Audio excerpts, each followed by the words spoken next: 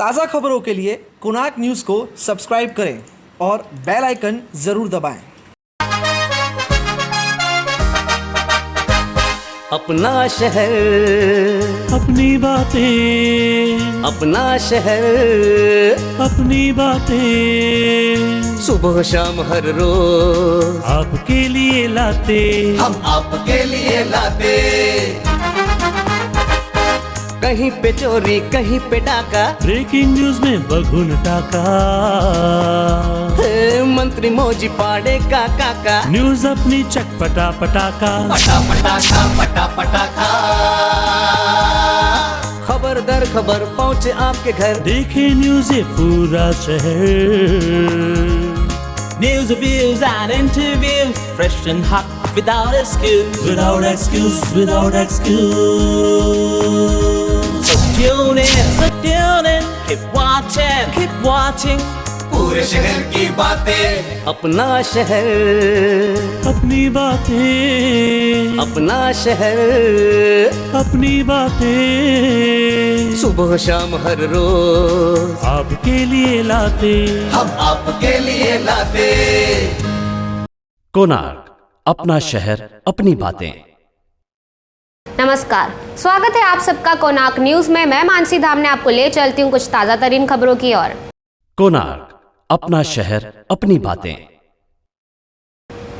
कल्याण डोंबिवली महानगर पालिका ने दावा किया है कि कल्याण डोंबिवली महानगर पालिका परिसर में प्लास्टिक बंदी करने के बाद 90 टन कचरे की आवक कम हो चुकी है। आइए इस बारे में लेते अधिक जानकारी महानगर पालिका कचरा व्यवस्थापन रामदास कोकरे से।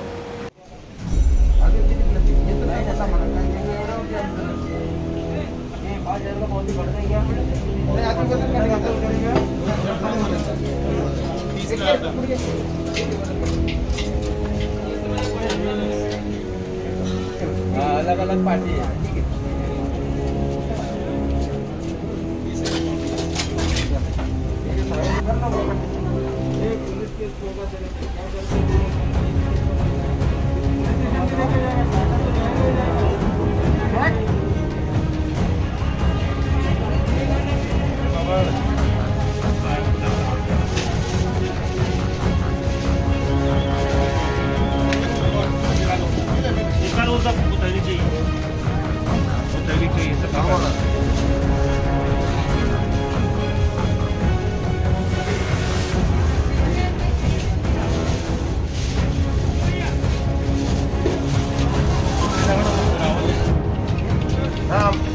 निर्भर करता क्या?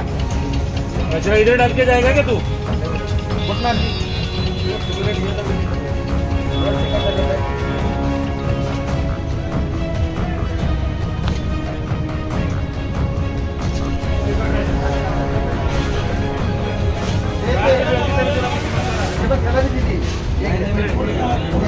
इकडे ती बघितली समोर.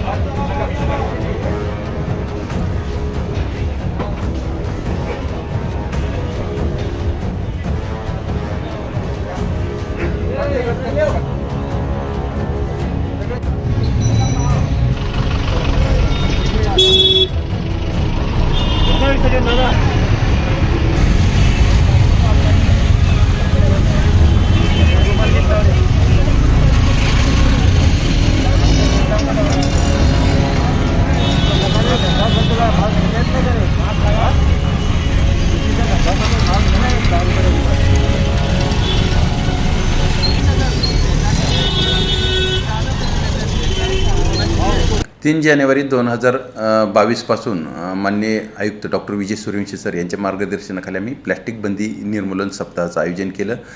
त्या सप्ताहामध्ये जी आम्ही मोहीम सुरू केली आणि त्यानंतर सातत्यानं 2 महिने आम्ही त्या मोहिमेत सातत्य राखलं आणि महापालिका हद्दीत जवळपास 20 लाख रुपयाचा दंड केला. वेगवेगळ्या भागामध्ये अवेअरनेस केली, लोकांना शपथ घ्यायला लावली प्लॅस्टिक बंदीची. सगळ्या व्यावसायिकांच्या स्वरूपानुसार त्यांच्या बैठका घेतल्या, त्यांना अवेअरनेस केली आणि त्या माध्यमातून कल्याण डोंबिवली महानगरपालिका हद्दीत पूर्णतः प्लॅस्टिक बंदी झालेली आहे आणि यामुळे आता महापालिकेचा जवळपास 90 टन कचरा कमी झालेला आहे. कोणार्क, अपना शहर अपनी बातें. उल्लासनगर 5 स्थित साई लाख जीवन गोड गौशाला का 22वां वार्षिक उत्सव बड़े ही धूमधाम और श्रद्धा से मनाया गया। आइए आप सभी को भी दिखाते हैं इसकी कुछ झलकियां। बोले श्री कृष्ण चंद्र भगवान की जय। बोले गौ माता की जय। नमः कमल नाभाय नमस्ते जलशायने नमस्ते केशवानंद वासुदेव नमोस्तुते। मैं राजेश शांडले महाराज आपको ये जानकारी दे रहा हूँ कि हमारी जो गौशाला है साईं लख जीवन गोड गौशाला, उसका जो है वार्षिक उत्सव, वार्षिक वर्षगांठ 22वीं मना रहे हैं। उसके जो कार्यक्रम है वो इस प्रकार है कि गुरुवार के दिन जो होली का पर्व है, महापर्व है, उसी के दिन जो है 17 तारीख को जो है वहाँ पे रात को फूलों की होली खेली जाएगी। अखिलेश अग्रवाल जी का वहाँ पर प्रोग्राम है, भजन संध्या है। और शुक्रवार के दिन जो दूरे का प्रोग्राम रहता है, दूसरा होली का दिन रहता है, उसी दिन भी शाम को जो है होली का फूलों की होली खेली जाएगी। बालक मंडी वालों का वहाँ पर भजन प्रोग्राम है, भजन संध्या है। और सभी जनों को मैं ये बेनती करता हूँ कि ये होली का प्रोग्राम, होली की माना है कि हम भगवान के होलिए, हम सब जो है भगवान के भक्तिमय आके ये दोनों प्रोग्राम में होली खेलें।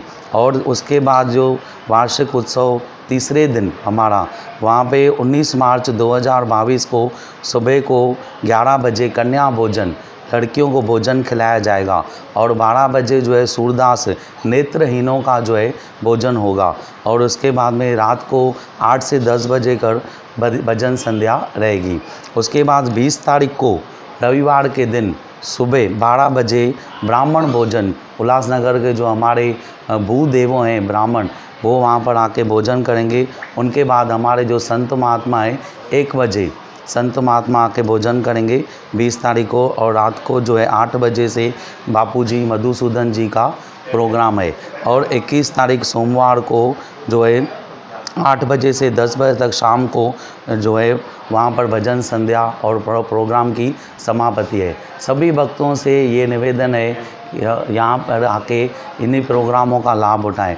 और यहाँ गौशाला में रोज़ बीपी की और शुगर की जो टेस्टिंग होती है वो बिल्कुल फ्री रहती है। यहाँ पर हमारी मेडिकल कैंप चलती है, या किसी को बीपी का या शुगर का तकलीफ है उसकी चेक करना है तो यहाँ पे फ्री में किया जाता है। और बहुत सारे प्रोग्राम रहते हैं, गौ माता की सेवा करनी है, आप आइए और लाभ उठाइए। और ये जो भी प्रोग्राम उनके लाभ उठाइए। और होली का जो प्रोग्राम है और हमारे वार्षिक उत्सव जो भी ये प्रोग्राम है, आप इनमें आके तन मन धन से सेवा करिए तो आपका जीवन जो है सफल हो जाएगा। कोणार्क, अपना शहर अपनी बातें। उल्लासनगर 3 स्थित सेंट्रल हॉस्पिटल के डायलिसिस यूनिट को और भी अधिक सक्षम बनाया गया। आइए इस बारे में लेते अधिक जानकारी मुख्य चिकित्सा अधिकारी सुधाकर शिंदे से। मध्यवर्ती रुग्णालय उल्हासनगर 3 या ठिकाणी गरीब आणि गरजू रुग्णांना विविध आरोग्य सुविधा उपलब्ध करून देण्यात येत आहे। या ठिकाणी विविध भागातून, ग्रामीण तसेच शहरी भागातून रुग्ण डायलिसिससाठी येतात। आपलं डायलिसिस युनिट अद्ययावत असं आहे। आत्तापर्यंत आपल्याकडे 8 मशीन होत्या आणि रिसेंटली आपल्याकडे 2 मशीन नव्याने या ठिकाणी आलेले आहेत। त्यांचं इन्स्टॉलेशन, रितसर इन्स्टॉलेशन आज आपण केलेलं आहे। आणि आपल्याकडे 30 पेशंट रेग्युलर डायलिसिसचे उपाय घेतात। आणि 3 शिफ्टमध्ये, सकाळ दुपार आणि संध्याकाळ अशा 3 शिफ्टमध्ये डायलिसिसचं काम चालू असतं। आणि भावी काळामध्ये अजूनही काही मशीन्स येतील, जागा अपुरी आपल्याला पडत आहे, तर मोठ्या जागेमध्ये आपण शिफ्ट करण्याचा विचार करत आहोत। कोरोनाच्या काळामध्ये जेव्हा इतर ठिकाणी डायलिसिस युनिट बंद होतं त्यावेळेस मध्यवर्ती रुग्णालय उल्हासनगर या ठिकाणी अन्य ठिकाणाहूनही पेशंट या ठिकाणी आले आणि त्यांना आपण त्या सुविधा उपलब्ध करून दिलेल्या आहेत। गरीब आणि जे गरजू जे आहेत रुग्ण, त्यांना प्रायव्हेट डायलिसिस घेणे त्यांच्या आर्थिक कारणामुळे जमत नाही, तर त्यांना या ठिकाणी आपण मोफत औषधोपचार आणि डायलिसिस करत आहोत। महात्मा फुले जन आरोग्य योजनेमार्फत हे सगळे पेशंट आपण रजिस्ट्रेशन करत आहोत आणि त्यांना शासनाने जे उपलब्ध करून दिलेले आहेत आरोग्य सुविधा त्या पुरवण्याचे काम करत आहोत. हे सर्व जी टीम आहे डायलिसिसची टीम, तसेच आमचे प्रशासकीय अधिकारी, त्यानंतर अतिरिक्त जिल्हा शल्यचिकित्सक, पॅथॉलॉजिस्ट हे चांगले काम करत आहेत, नेटाने काम करत आहेत आणि लोकांना योग्य सुविधा या ठिकाणी ते देत आहेत. आज 2 मशीनचं या ठिकाणी इनॉग्रेशन झालं आणि नव्याने ते ह्या टीममध्ये सामील झालेले आहेत 2 मशीन. त्यामुळे अजून चांगल्या पद्धतीचे आपण रुग्णांना सेवा देऊ आणि त्यांना या पुढील कामासाठी मी शुभेच्छा देतो. धन्यवाद. मध्यवर्ती रुग्णालय उल्हासनगर 3. आज आमच्याकडे डायलिसिसच्या 2 मशीनचे उद्घाटन आमच्या CS सरांनी केलेले आहेत आणि आमचे ACS सरसुद्धा प्रेझेंट आहेत. आमच्याकडे अगोदर 8च मशीन्स होत्या, पण आता 2 मशीनचं आज उद्घाटन झाल्यामुळे रुग्णांना जास्तीत जास्त सेवा पुरवल्या जातील आणि यापुढे सगळ्या डायलिसिसच्या लोकांसाठी भरपूर चांगल्या प्रकारे डायलिसिस देण्यात येईल आणि विकसित करण्यात येईल. यापुढे त्यांना शुभेच्छा आहेत. आज आमचे आदरणीय जिल्हा शल्यचिकित्सक डॉक्टर सुधाकर शिंदे सर, माननीय मेट्रन आणि सगळं इथला स्टाफ डायलिसिसचा यांच्यासाठी आज 2 मशीन माननीय जिल्हा शल्यचिकित्सक यांच्या प्रयत्नामुळे आपल्याला मिळालेले आहेत. त्यामुळे आता पेशंटचे काम आणखी वाढणार आहे आणि त्यासाठी मी सर्वांना शुभेच्छा देतो, सर्व डायलिसिस स्टाफला आणि माननीय शिंदे सरांना चे अभिनंदन करतो. धन्यवाद. कोणार्क, अपना शहर अपनी बातें. उल्लासनगर 4 के ट्रैफिक समस्या के विषय में कई जागरूक नागरिकों ने उठाए कुछ गंभीर सवाल. आइए इस खबर के बारे में लेते अधिक जानकारी. उल्लासनगर 4 RTO ऑफिस में हमने आज एक पत्र देकर ऐसी मांग की है कि उल्लासनगर 4 और 5 जो ये RTO के क्षेत्र में आता है, यहाँ पे जब से टोइंग की गाड़ियाँ बंद की गई है, जहाँ से P1 P2 पार्किंग की जाती थी, आज वहाँ पर अवैध तरीके से सब जगह पार्किंग के उल्लंघन किए जा रहे हैं और दूसरी लोडेड और अनलोडेड गाड़ियों का कोई टाइम श्रेणी होना चाहिए, जैसे 1 बजे से 4 बजे तक. और हमने ऐसी मांग की है यहाँ के इंचार्ज से कि वहाँ पे इस ट्रैफिक की समस्या कहाँ ना कहाँ दूर की जाए, क्योंकि इस ट्रैफिक के कारण कहाँ ना कहाँ एक्सीडेंट होते हैं, कहाँ ना कहाँ किसी की गाड़ी लग जाती है, वहाँ पे झगड़े होते हैं, क्राइम होता है और छोटी छोटी बातों से बड़ा क्राइम हो जाता है, इंजरी हो जाती है. ऐसी यहाँ पे ये समस्या को नियंत्रण लाने के लिए हमने एक ये पहल की है कि यहाँ पे व्यापारी भी कहाँ ना कहाँ सुरक्षित रहे, क्योंकि ट्रैफिक की वजह से व्यापारियों की दुकान में ग्राहक नहीं आ पाते और गाड़ियाँ नहीं लग पाती है. और जैसे P1 P2 की तरह गाड़ी लगेगी तो कहाँ ना कहाँ ट्रैफिक की समस्या कम होगी और लोडेड और अनलोडेड गाड़ियों को कहाँ ना कहाँ टाइम और श्रेणी दी जाएगी RTO के गाइडलाइन के अनुसार, तो कहाँ ना कहाँ शहर की ट्रैफिक को हम समस्या की दूर कर पाएंगे. कोणार्क, अपना शहर अपनी बातें. उल्लासनगर 3 स्थित धर्म सरकार दरबार में मनाई गई साईं बलराम साहिब की पुण्यतिथि. आइए इस कार्यक्रम के बारे में लेते अधिक जानकारी.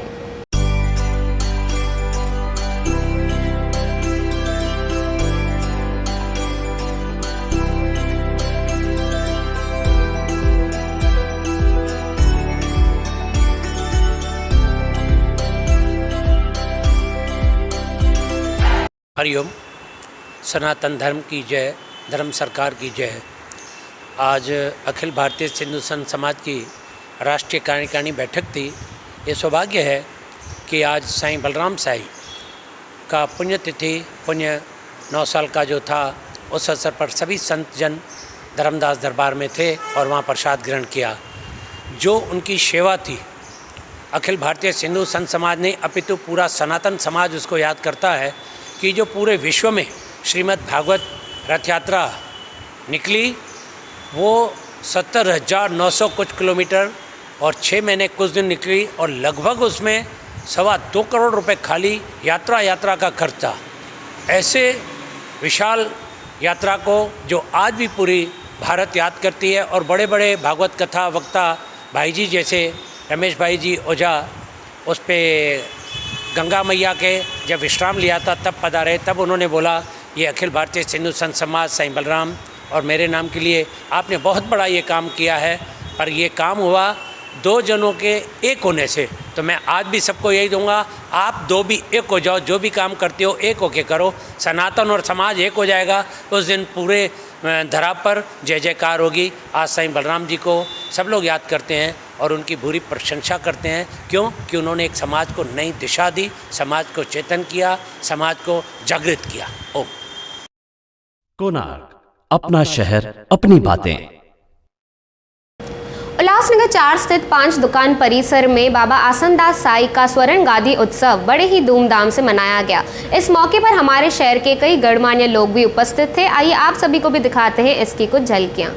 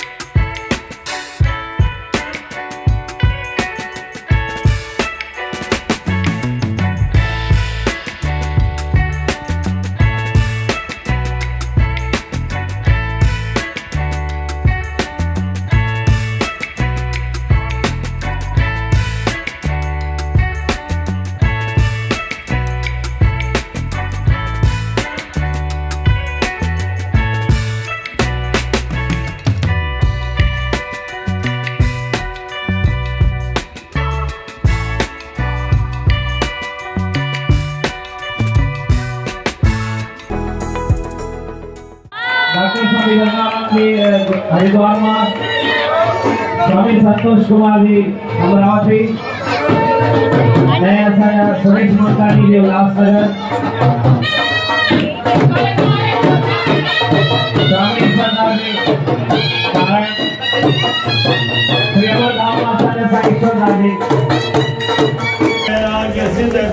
दीक्षाम देवी च पार्वती माता च पार्वती देवी पिता देवो महेश्वर बांधवाश्च भक्ताश्च स्वदेशो भवनम्। ओम एक मंत्रम समर्पयामि। नमो नमः।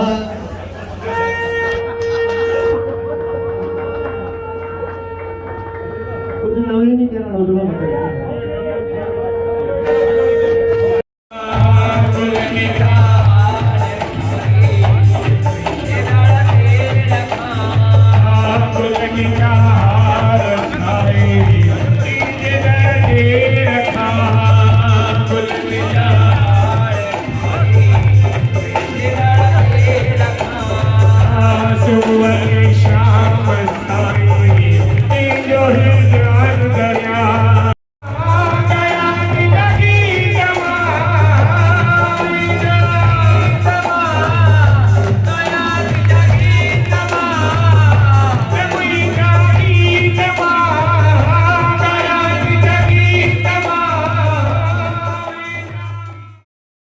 कोणार्क, अपना शहर, अपनी बातें।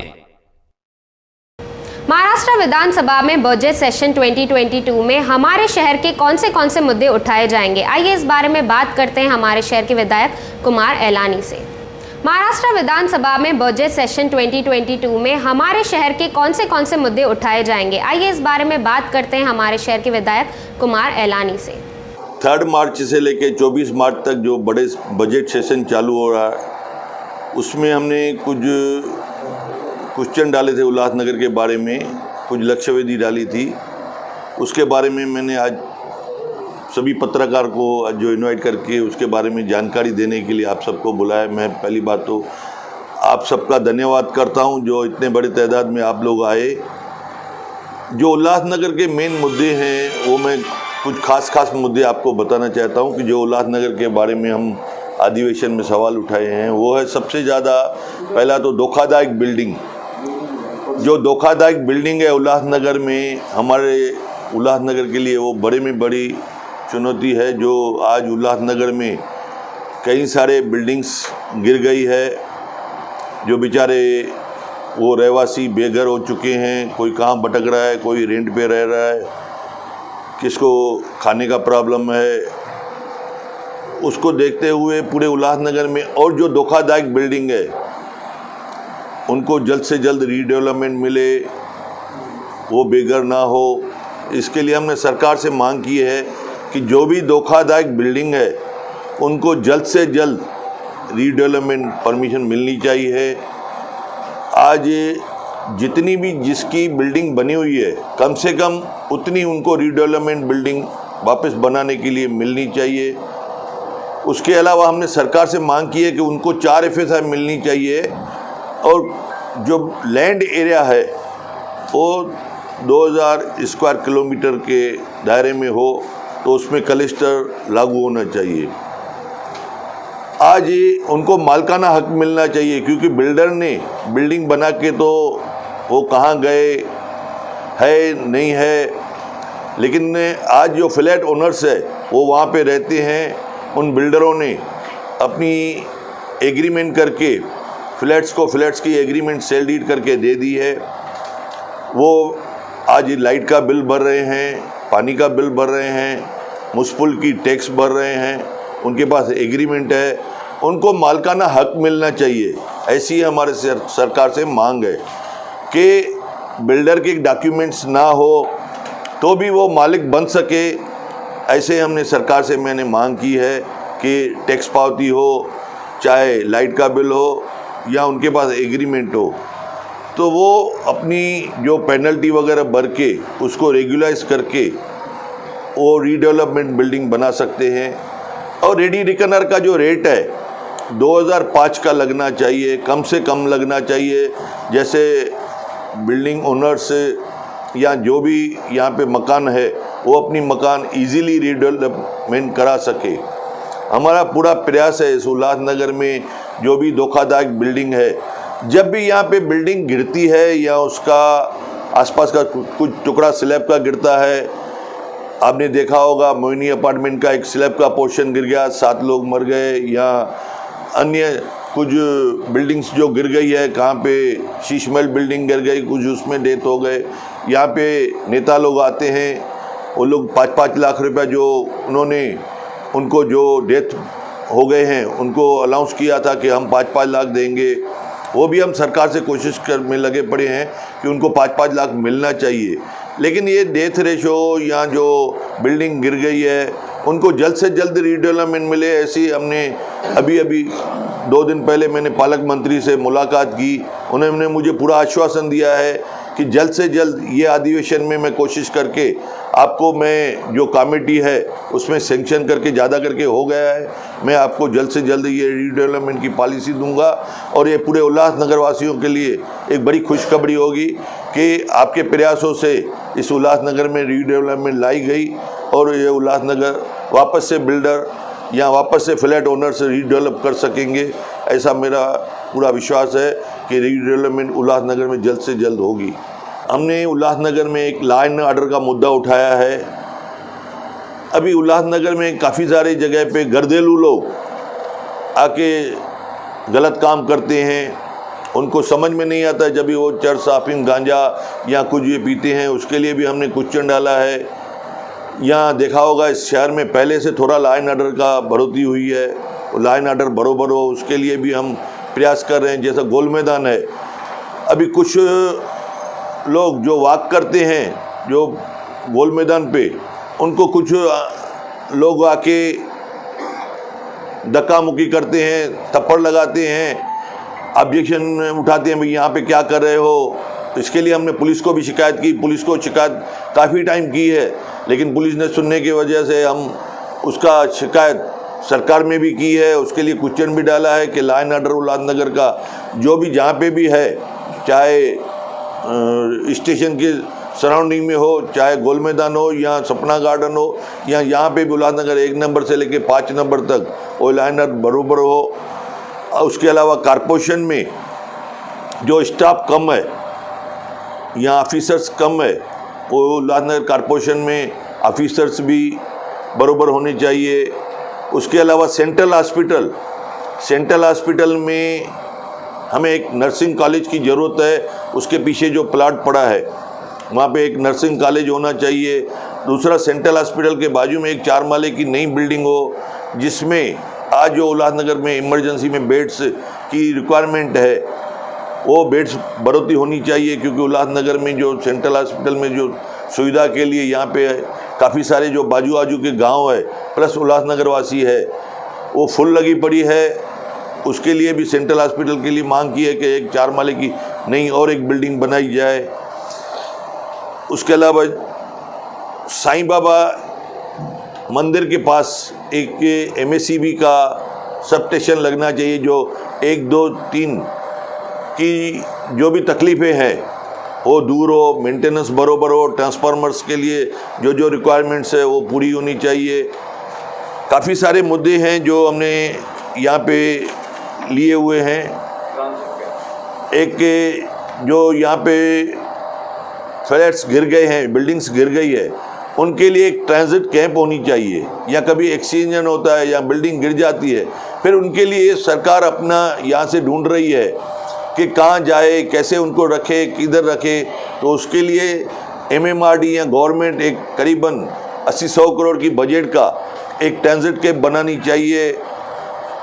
कल्याण अंबरनाथ रोड अभी जो हाल में नया बना है, लेकिन उसका जो एक पोर्शन, मेन जो पोर्शन है, जो 35-40 साल से जूना है, उसमें खड्डे भर गए हैं, वो वापस से बनना चाहिए। उसके अलावा उल्लासनगर में जो भी डामरीकरण के रोड है उनको उखाड़ के नए सीमेंट कांकरीकरण के रोड बनने चाहिए। सभी गार्डन अच्छे होने चाहिए। मारल वरब कांबा, वहाँ पे पुलिस स्टेशन होनी चाहिए, वहाँ पे एक हॉस्पिटल होनी चाहिए। गांव के लिए कहाँ पे शमशान भूमि नहीं है, मारल गांव के लिए वहाँ पे शमशान भूमि होनी चाहिए। हमारी इस सरकार से काफ़ी मांग है और मुझे पूरी उम्मीद है कि ये सरकार जल्द से जल्द इन चीज़ों पे ध्यान देगी। इसके अलावा आप सभी पत्रकार भाई मुझे अगर कुछ कहेंगे तो हमारा अधिवेशन चालू है, इस शहर के कोई भी मुद्दे हैं तो हम वहाँ पे उठा सकते हैं। हमने एक मांग की है कि जो सिंधी साहित्य अकादमी बंद पड़ी हुई है, वो सिंधी साहित्य अकादमी चालू होनी चाहिए वापस से, ऐसी हमारी मांग है। धन्यवाद। कोणार्क, अपना शहर अपनी बातें। उल्लासनगर 2 झूलेलाल मंदिर के बहु परसराम साहिब की वर्सी श्रद्धापूर्वक मनाई गई। उल्लासनगर 2 झूलेलाल मंदिर के बहु परसराम साहिब की वर्सी श्रद्धापूर्वक मनाई गई।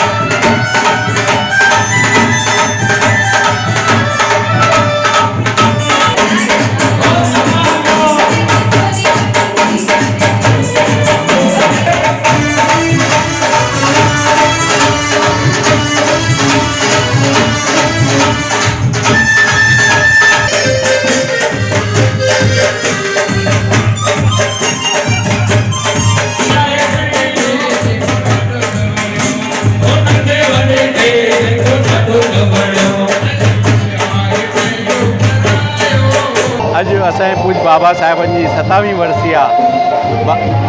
बाबा चवंदा जेको चवंदो आयो लाल तंहिंजा थींदा बेड़ा पार, लाल जा झाती चओ सभई झूलेलाल।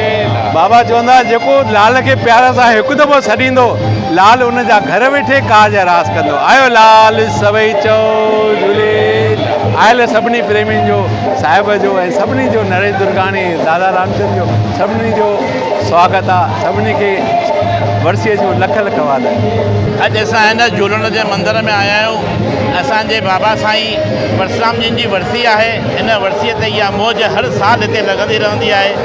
जेके भी श्रद्धालु हिते ईंदा आहिनि उन्हनि जी सभी मनोकामनाऊं पूरियूं थींदियूं आहिनि। आयो लाल कयो झूलेलाल। कोणार्क, अपना शहर अपनी बातें। उल्लासनगर महानगर पालिका टैक्स विभाग इन दिनों मनपा उपायुक्त प्रियंका राजपूत के नेतृत्व में कुछ खास सक्रिय है। इसी बात को ध्यान में रखते हुए टैक्स विभाग के कुछ अनछुए विषय को लेकर हमने उनसे मुलाकात की। अभी आपको सबको पता है कि this is March month going on. March end आ गया है और अभी हार्डली 15-20 दिन बाकी है मार्च के ख़त्म होने के। और आपको सबको पता है कि मार्च एंड तक हमें वसूली के टारगेट दिए जाते हैं और उसके हिसाब से वसूली अभी जोर शोर में शुरू है हर जगह पे उल्लासनगर में।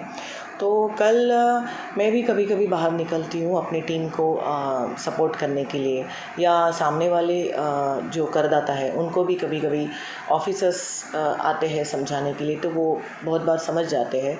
नहीं तो अदरवाइज़ स्टाफ जब जाता है तब उनको कोई ना कोई रीज़न बता के कि कल आओ, परसों आओ, 2 दिन के बाद आओ, भी पैसे नहीं है, नुकसान हुआ है, काम चल रहा नहीं रहा, दुकान बंद है, मतलब ऐसे बहुत सारे बहाने हैं। कुछ में कुछ रीज़न्स हैं जो सच भी है, लेकिन कभी कभी ऐसा होता है कि लोगों के पास 7-8 साल से थकबाकी है, 7-8 साल से। अगर हम बोलेंगे कि कोरोना, तो सबको पता है कोरोना की शुरुआत हुई थी 2020 मार्च में। अगर 2020 मार्च से हम बाकायदा देखा जाए कि सीरियसली लोगों की प्रॉब्लम हुई है तो हम समझ सकते हैं, लेकिन उसके पहले भी 4-4, 5-5 साल लोगों टैक्स नहीं भर रहे। तो इसका मतलब लोगों में एक प्रवृत्ति है कि इसको इम्पोर्टेंस ही नहीं देना है कि प्रॉपर्टी टैक्स क्या चीज़ होती है और क्यों भरना है। लोग लाइट बिल भरते हैं, बाकी सब बिल है, इनकम टैक्स भी उनको भरना है, एडवांस टैक्स भरते हैं इनकम का। तो लेकिन ये चीज़ है जो उनको लगता है कि ये ज़रूरी नहीं है भरना, ऐसी एक धारणा हो गई है। तो कभी कभी मैं ही बाहर निकलती हूँ। कल हम जहाँ गए थे, एक राजेश हार्डवेयर करके एक दुकान है, उस बिल्डिंग में हम कल गए थे टैक्स वसूली के लिए। अभी आपको बता दूँ कि उस बिल्डिंग में 4 या 5 हमारे बिल लगते हैं प्रॉपर्टी टैक्स के। तो उसमें से कल उन्होंने 203 का 44,000 पेमेंट था, वो उन्होंने भर दिया कल कैश में। और हम जब गए तभी उन्होंने भर दिया था, और तभी उन्होंने कहा कि उनका 202 और प्रॉपर्टी नंबर 402, ये 2015 में जब रोड वाइंडिंग का काम चल रहा था केबी रोड का, तब उसमें डिमोलिश हो गया है। तो उनका कहना था कि आप इसका टैक्स नहीं ले सकते हमसे। अभी मैं आपको बताऊं कि 2015 तक उसी प्रॉपर्टी का 2002 और 402 का 30,653 और 30,653 ये उसके टैक्स है 15 तक, मतलब अभी भी 15 तक के भी टैक्स उनके पेंडिंग है। और सपोज़ कि आप समझ ली कि 15 के बाद अगर 15 में उनका डिमोलिश होता है, तो डिमोलिशन के बाद जो चढ़ते चला गया है टैक्स, वो 1,99,349 ईच, दोनों का अलग अलग से, तो टोटल लगभग 4 लाख की उनकी पेंडिंग बनती है। जो अगर वो कहते हैं कि 15 में उनका निष्कासन हो गया है, तो मैंने उनको पूछा कि सर अगर 15 में निष्कासन हो गया है तो आपने 2015 से अभी ये 22 चल रहा है, लगभग 7 साल हो गए, 7 सालों में एक भी एप्लीकेशन किया है क्या कॉरपोरेशन को कि भाई मेरा 2015 में ये डिमोलिश हो गया है और आप ये टैक्स मेरा चल रहा है, ये टैक्स बिल है, तो आप ये टैक्स बिल कैंसिल करवा दो, रुकवा दो। तो उन्होंने बोला कि नहीं, मैंने ऐसे नहीं किया।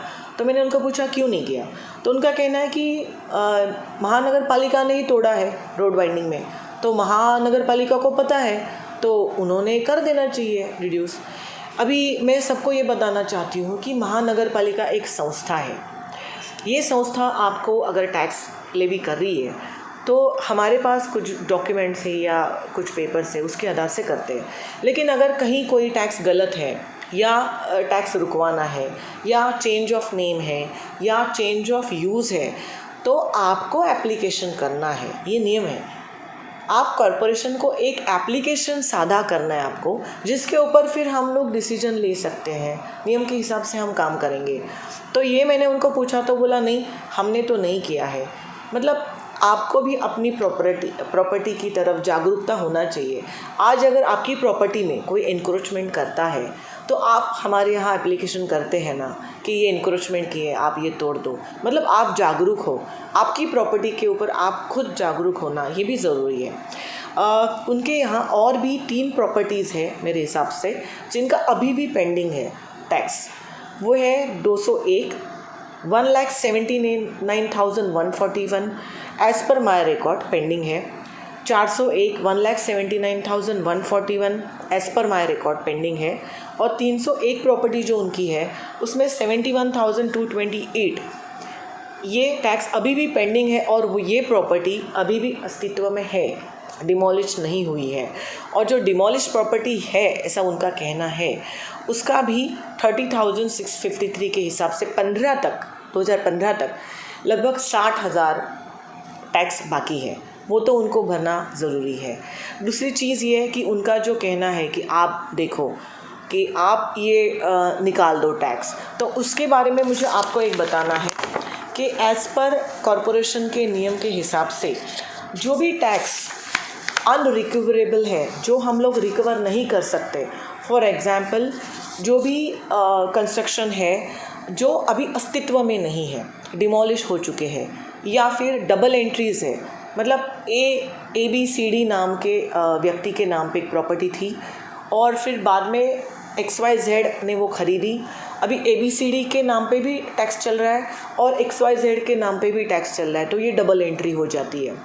तो ऐसे जितने भी प्रॉपर्टीज़ हैं उनका पूरा ब्यौरा बना के मैं आपको बता दूं कि हमने 2018 में 2018 में स्टैंडिंग कमेटी के सामने ये रखा था।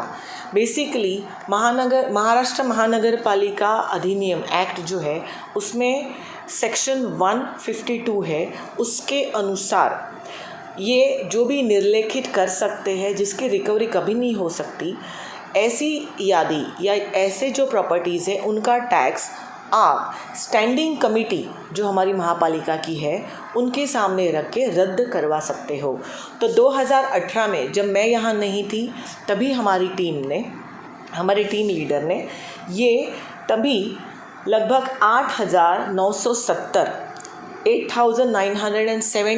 नंबर ऑफ़ प्रॉपर्टीज़ और उनका टोटल टैक्स तभी का 89 करोड़ 43 लाख्स, ये अमाउंट जो अभी के हिसाब से, क्योंकि अभी हमने अपना डिटेल्स निकाल लिया है, ये प्रॉपर्टीज़ अभी इनकी जो रकम है वो 114 करोड़ 114 करोड़ 81 लाख ये हो गई है।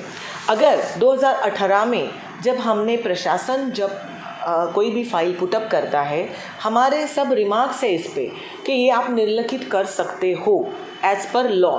ये करने के बाद सम्माननीय स्टैंडिंग कमेटी को जब हम रखते हैं तो हमें विश्वास था तभी और आज भी है कि उन्होंने ये रद्द करवाना चाहिए था। अगर ये रद्द करवाते हैं, अभी एक बात ये भी बताती हूँ, अभी ये जो राजेश हार्डवेयर की कल केस हुई उनकी प्रॉपर्टी भी इसमें इंक्लूड है, क्योंकि उनके कहने के हिसाब से 2015 में ये प्रॉपर्टी डिमोलिश हुई थी और ये हमारा प्रस्ताव जो गया था प्रशासन की ओर से स्टैंडिंग कमेटी पे, ये 2018 को दिया था, तो इसमें ये प्रॉपर्टी भी इंक्लूड है। तो अगर तभी 2018 में ये इस पे डिसीजन हो जाता था और ये डिलीट करवाते थे, निर्लेखित करवाते थे, तो आज ये प्रॉपर्टी ओनर को ये प्रॉब्लम नहीं होती थी। तो आप समझिए कि जैसे यहाँ के सम्माननीय सब जो राजकीय नेताजी है, सब नगर सेवक जी है या जो भी पदाधिकारी जी है, उनको जितना ख्याल हमारे उल्लासनगर के नागरिकों की तरफ है, सेम ख्याल हमें भी है, क्योंकि हम भी इसी उल्लासनगर में रहते हैं, काम करते हैं और हम जो काम करते हैं उसकी जो वेतन है, पगार है, इसी उल्लासनगर के यही जो टैक्स पेयर है, इनके टैक्स पेयर ही पे कर रहे हैं हमारी सैलरी की रकम भी इनकी टैक्स से ही आ रही है। तो जो हमें एम्प्लॉय कर रहे हैं, हमारे एम्प्लॉयमेंट हो रही है, हम जहाँ काम कर रहे हैं उनकी तरफ हमारी भी कुछ कर्तव्य है और इसी का पार्ट है कि प्रशासन की तरफ से हर टाइम ये प्रस्ताव लाया जाता है, लेकिन इसमें कोई डिसीजन नहीं होता है। अभी हम वापस, कल सोमवार है, आज संडे है, लेकिन हम बैठ के ये प्रस्ताव बना रहे हैं। आज ये प्रस्ताव तैयार करके कल हम वापस ये कमिश्नर सर के पास भेजने वाले हैं और उनसे रिक्वेस्ट करके आने वाली कोई भी स्टैंडिंग कमेटी पे या फिर इसके लिए स्पेशल स्टैंडिंग कमेटी की रिक्वेस्ट करने वाले हैं। तो मेरी धारणा है कि ये समय जब हम अभय योजना के लिए भी सपोर्ट कर रहे हैं कि अभय योजना आनी चाहिए, क्योंकि अभय योजना सिर्फ पेनल्टी माफ़ करेगी, लेकिन ये थकबाकी माफ़ करेगी, अरियर्स माफ़ करेगी। इससे बहुत बड़ा फ़र्क पड़ेगा टैक्स पेयर्स पे। तो मेरी रिक्वेस्ट रहेगी सभी को कि आप पॉजिटिवली ये प्रस्ताव की तरफ देखें। प्रशासन ये प्रस्ताव महानगर पालिका के सभी नागरिकों के हित में ला रहा है, तो आप इनको सपोर्ट करें और इस प्रस्ताव को पारित करने के लिए हमारी मदद करें। देखा गया कि जी हाल फिलहाल जो धोखाधड़ी की इमारतें हैं वो तोड़ी जा रही है, जी, जिनका केबी रोड में दुकान भी गए, कई लोगों ने नोटिस दिया, तो क्या उन लोगों का करोगे? जी, जो धोखादायक इमारतें ये साल भी बारिश में बहुत प्रॉब्लम हुई है। धोखादायक इमारतें कुछ गिरी और कुछ तोड़ी गई, उनका भी जो टैक्स है वो भी इसमें इंक्लूड है। हम जो ये प्रस्ताव जो कल सादर करने वाले उसमें उनका भी टैक्स जो है निर्लेखित करने के लिए इंक्लूड किया गया है। तो हम सभी के साइड में है। हमने देखा है कि कोई भी हालत में कोई भी प्रॉपर्टी छूटे नहीं जिसकी प्रॉब्लम है। और इससे क्या होगा, अभी जो 600 करोड़ दिख रहा है हमारा टैक्स डिमांड टोटल, उसमें से करीबन 100-125 करोड़ की जो थकबाकी है ये निकल जाएगी।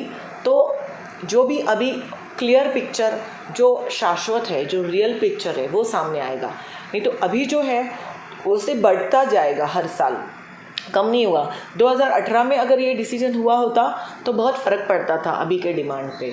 तो हम सबके लिए कार्य कर रहे हैं और ये भी हो जाएगा। धोखादायक इमारत का भी इसमें इंक्लूड है। कोणार्क, अपना शहर, अपनी बातें।